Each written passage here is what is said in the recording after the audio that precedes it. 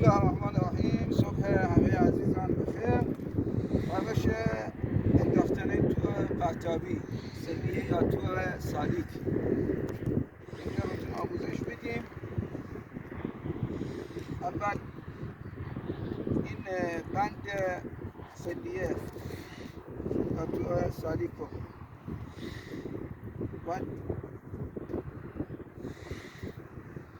به این شکل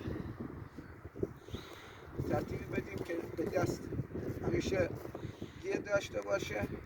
وقتی تو رو میندازید سلیتون تو آب پرتاب نشه و دچار خسارت مالی نشید. خب تنابو به این شکل جمع میکنید. این سر سلیه تو دستتون باشه. بزرگ بگیرید این دورهایی که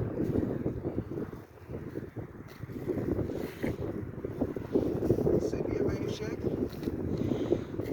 این قسمت سلیه رو میندازید دو دوشتون از قسمت داخل. نگاه کنید، از قسمت داخل این قسمت رو میایید از رازدن تو دهن استفاده میکنن. اینجا تو این انگوش قرار میدن به این شکل. حالا سلیه رو به دو قسمت تقسیم میکنید. یک قسمت و این هم قسمت دوم.